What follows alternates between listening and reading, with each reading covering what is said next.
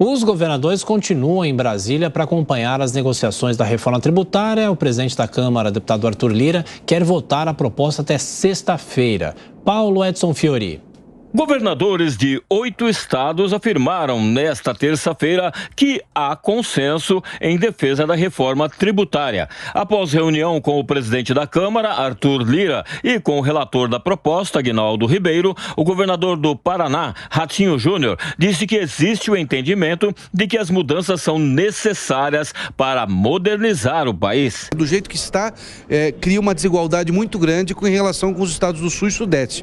Cria uma insegurança muito grande. Se nós conseguirmos aí, através do relator, com essa sugestão que foi feita, criar esse equilíbrio, eu acho que dá um conforto para todos poderem avançar. Segundo o governador de Santa Catarina, Jorginho Melo, a reunião foi um divisor de águas para o avanço da reforma. Passou aqui 196, 200 deputados e senadores, um propósito de brasilidade. Nós queremos uma reforma que seja justa, essa governança do conselho, para que não fique um conselho virando um outro poder.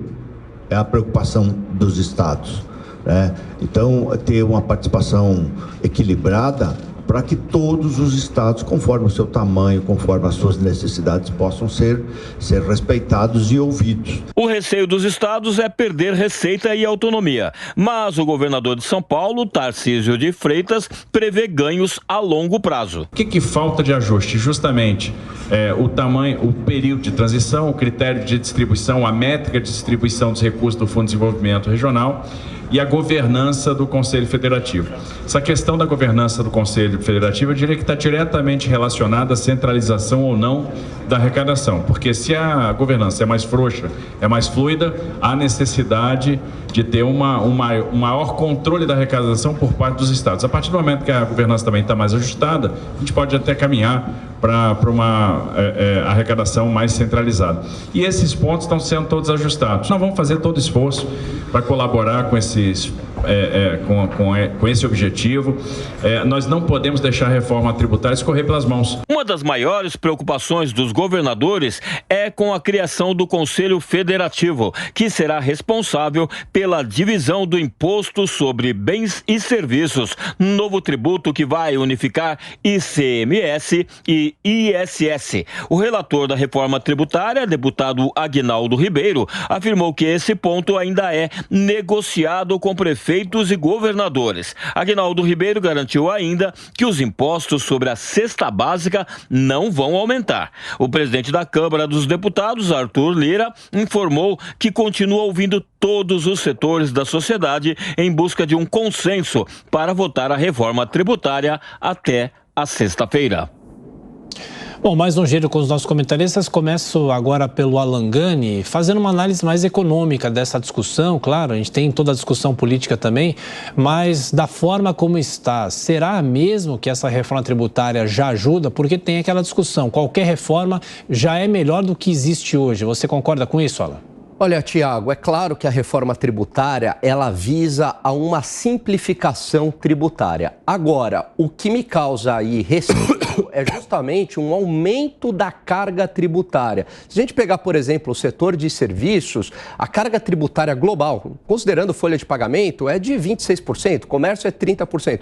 Há alguns cálculos de economistas que dão conta de que iria para 40%. Então, não sei se o ganho da simplificação tributária seria maior do que um aumento da carga tributária, que o Brasil não aguenta mais pagar tanto imposto. Também tem a questão do pacto federativo, perda de arrecadação, os governadores estão com medo em relação a isso, né? Desse conselho aí que se cria, conselho federativo, que vai acabar distribuindo os recursos para os estados. Também tem este ponto. Acho que ela precisa de mais discussão, não é nessa semana que é necessário aprovar essa reforma. Afinal de contas, para quem já esperou 30 anos, um pouco mais de discussão não faz mal a ninguém. Pois é, Diogo, apesar da urgência, pelo que a gente tem acompanhado, são muitos pontos ainda causando discussão e polêmica.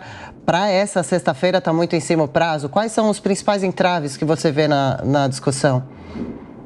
Com certeza foi um erro do presidente da Câmara, Arthur Lira, de forçar a mão para colocar em aprovação, para a votação da reforma tributária já essa semana. É uma semana crucial também para outros temas, acaba embolando a articulação política, porque temos também aí a votação do arcabouço fiscal, que já passou pelo Senado, mas onde sofreu modificações e agora volta para discussão na Câmara. Tem a questão do CARF, que também está sendo votado essa semana, e aí coloca a reforma tributária em cima disso, ainda com muitas insatisfações por parte de governadores, de prefeitos e também de alguns setores empresariais.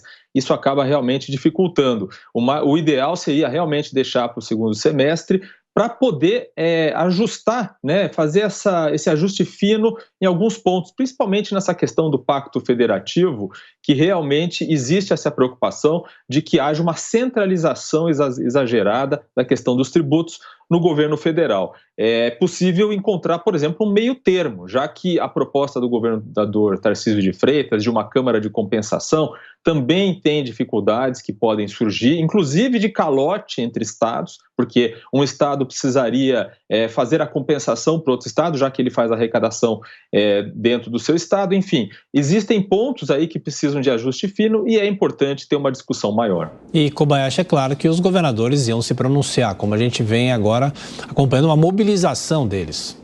Pois é, eles demonstram uma certa inclinação à aprovação, mas com muitas ressalvas. Não é uma aprovação tão fácil assim. O governador de São Paulo mesmo fala a respeito da governança desse Conselho Federativo, como é que isso vai acontecer, quais são as regras, as diretrizes, como isso vai se dar no final das contas. Para o cidadão, de certa forma, se o texto passasse como está hoje, facilitaria porque vai pagar menos boleto. Em vez de pagar ICMS e ISS, pagam só para os dois. Em vez de pagar PIS, COFINS, aqueles impostos federais, paga um só. Mas não adianta nada simplificar na hora de pagar o boleto, se na hora de receber, quem vai receber em especial estados e municípios não sabe exatamente para onde vai. E isso pode gerar complicações nos serviços a serem prestados aos cidadãos. Serviços das prefeituras, serviços dos estados, que já têm um orçamento estabelecido, já têm compromissos.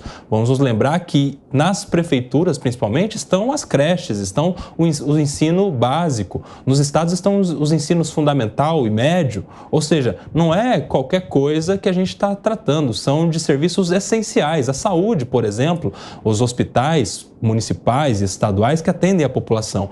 Se a verba na destinação não for bem definida, apesar de facilitar na hora de pagar o imposto, vai gerar um problema na hora de receber o serviço. Então, por isso é que é melhor estudar melhor essa questão para que não haja problemas futuros.